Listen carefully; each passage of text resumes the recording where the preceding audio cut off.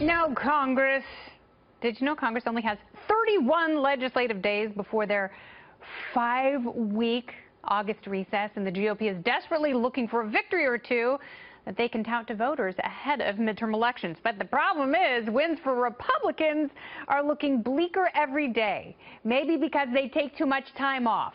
There are deep divides in the Senate over health care, and House conservatives are still trying to get the ball rolling on tax reform. This morning, President Trump tweeted the U.S. Senate should switch to 51 votes immediately and get health care and tax cuts approved fast and easy. Dems would do it, no doubt. I love that band.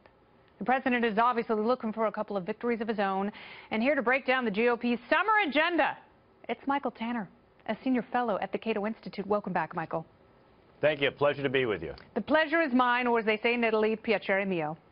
So let's discuss this, because the Republicans are obviously going to summer camp in August, which is great for them. And I love bonfires and s'mores. However, this country is still in fiscal dire straits, and we need to shore up health care and tax reform.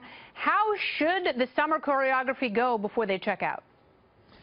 Well, the problem is that the Republican Party is still deeply divided, and they have fairly slim margins in both the House and the Senate, meaning that virtually every legislator has veto power over what goes forward.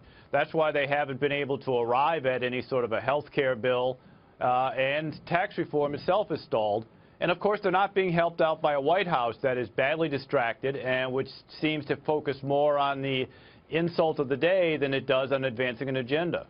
I know the White House is discussing having a war room, and that is a series of communications people and lawyers who can deal with the allegations, particularly the Russia allegations, so they can get back to policy. But with the White House's distraction, that's no reason that legislators can't figure out something on health care. But the budget, you say, is DOA. This thing isn't going to move forward, and that's because obviously there's a lot of Democratic opposition, but you're also hearing some pretty loud dissent in the House and Senate. Well, that's right. And this is, of course, traditional that presidential budgets are DOA. In fact, I would be surprised if they started sending them up to Capitol Hill in a hearse drawn by 6 black horses. You know, they send it up, Congress rejects it, and then Congress sits down and writes their own.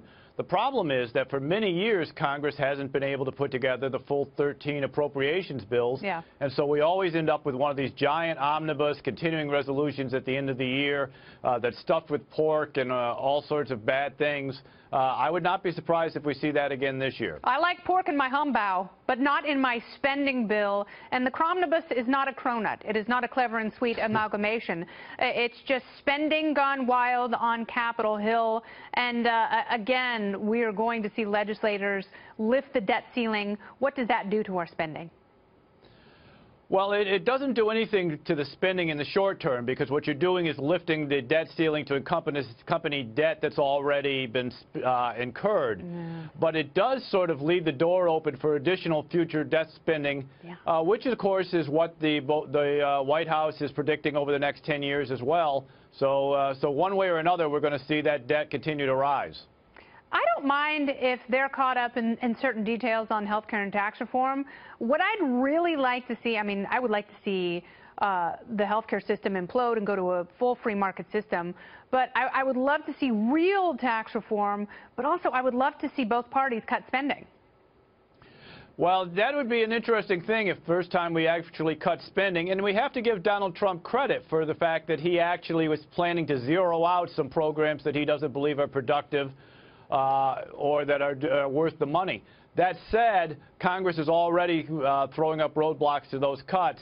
Bipartisan basis, let's face it, one person's wasteful program is someone else's favorite pork. That's so true. It's a pet project, just one after another. They're like hoarders with these pork projects. Michael, thank you so much for your time. I appreciate it.